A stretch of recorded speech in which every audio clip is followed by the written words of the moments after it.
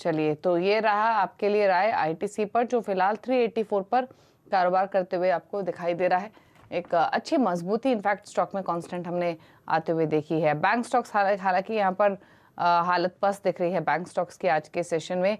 दिग्गजों का भी हमने जिक्र किया। आईसीआईसीआई बैंक, निफ्टी बैंक देखिए 1.25% नीचे कारोबार कर रहा है 40,140 के लेवल पर।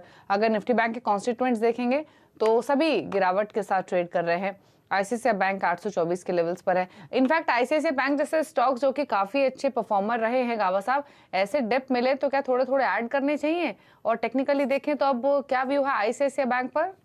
आईसीआईसीआई बैंक में थोड़ी वीकनेस है। ऐड करने के लिए स्ट्रेंथ होना जरूरी है। यहाँ पर तो वीकनेस नजर आती है, तो जब तक ये वीकनेस तबलीगी होनी होती है स्ट्रेंथ में, तब तक तो ऐड नहीं करना चाहिए। और भी लो लेवल देख सकते हैं आईसीआईसीआई बैंक में। ट्रेड करा है 842 के आसपास। पॉसिबल है कि 830 820 भी देखेंगे, लेकिन थोड़ा उसे वक्त लगेगा। तो slow and steady slowly dip हो रहा है आईसीआईसीआई बैंक। ऐड करने की जगह अब नहीं।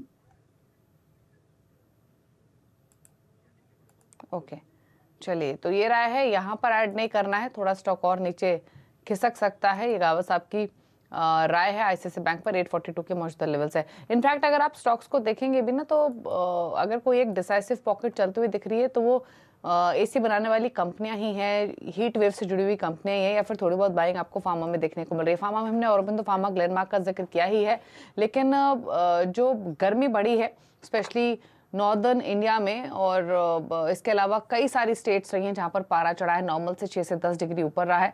मौसम विभाग ने तो इनफैक्ट ये भी कहा है कि इस साल देश में सामान्य से ज्यादा तापमान रह सकता है। तो गर्मी बढ़ने के साथ साथ एसी कूलर जैसे प्रोडक्ट्स की मांग बढ़ेगी, और इसी का असर इन स्टॉक्स पर भी देखने को मिल रहा है। यतिन हमारे साथ मौजूद हैं हॉट मौसम में कूल स्टॉक्स के बारे में। तो यतिन, किन किन स्टॉक्स में एक्शन है?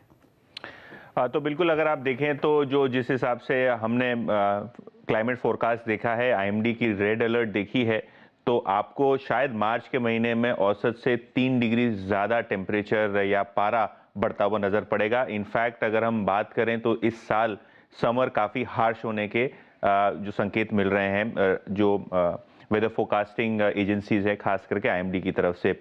इस पर्टिकुलर चीज़ को लेके ब्रोकरेजेस का मानना ये है कि पिछले साल थोड़ी बहुत म्यूटेड एयर कंडीशन और एयर कूलर सेल्स रही हैं। शायद इस साल आपको अच्छी वॉल्यूम ग्रोथ मार्च के महीने से ही शुरू होती हुई दिखाई पड़े, क्योंकि टिपिकली हम देखते हैं अप्रैल मई में एसी की डिमांड बढ़ती है, कूलर्स की डिमांड बढ़ती है।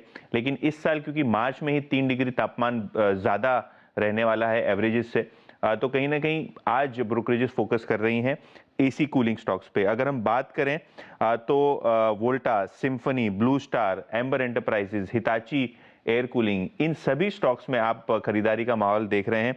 इनफैक्ट अगर हम बात करें तो जेफरीज का मानना यह है कि इस साल वॉल्यूम ग्रोथ भी होगी और शायद दरें भी एसी की एयर कंडीशनिंग कंपनी बढ़ाएं, क्योंकि इंडिकेट तो यही किया था एयर कंडीशनिंग कंपनी ने, खास करके वोल्टास ने, कि आगे जाते हुए थोड़े बहुत दाम बढ़ाने पड़ेंगे।